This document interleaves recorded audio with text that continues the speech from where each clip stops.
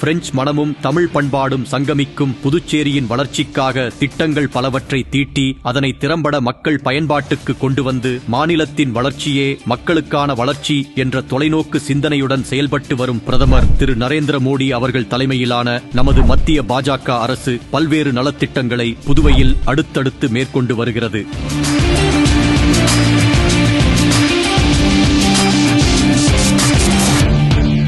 ஒரு மாநிலத்தின் பொருளாதார வளர்ச்சிக்கு மிகவும் முக்கியமானது சாலை வசதி.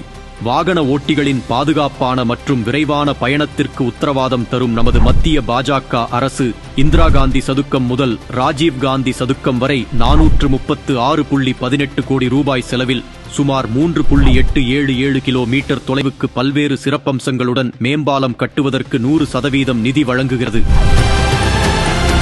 மாணவர்களே நாட்டின் எதிர்காலம், அவர்கள் நலனே பிரதானம் என செயல்பட்டு வரும் பிரதமர் திரு நரேந்திர மோடி அவர்கள் தலைமையிலான மத்திய அரசு மாணவர்கள் கல்வி பயில ஏதுவாக உயர்கல்வி திட்டத்தின் கீழ் புதுச்சேரி தொழில்நுட்பக் கல்லூரியில் புதிய கட்டிடம் கட்டுவதற்கு 12.13 கோடி ரூபாய் ஒதுக்கியுள்ளது.